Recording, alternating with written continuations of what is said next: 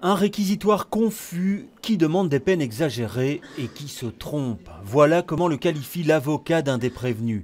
Le ministère public réclame des peines pour les 23 prévenus poursuivis pour trafic de drogue sur la place Lemens, de 10 mois à 9 ans de prison. Ça me semble complètement excessif et ce sont des faits qui sont passés déjà il y a de nombreuses années, j'ai envie de dire.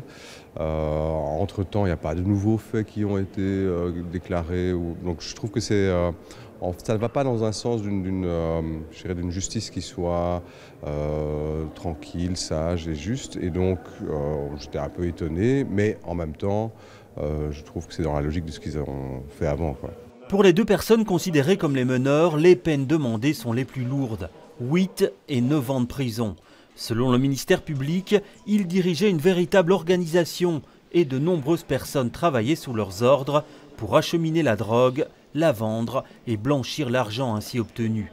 Mais pour l'avocat de l'un d'entre eux, les preuves manquent cruellement dans le dossier. On nous parle d'un dossier d'un trafic de drogue très important, avec des importations. On n'a pas mis la main sur un seul kilogramme de stupéfiants, de hashish.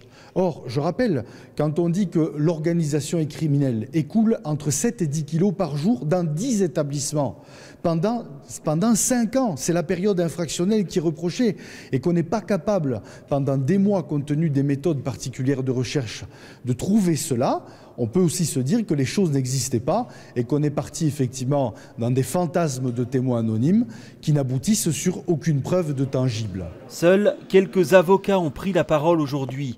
Les plaidoiries se poursuivront la semaine prochaine.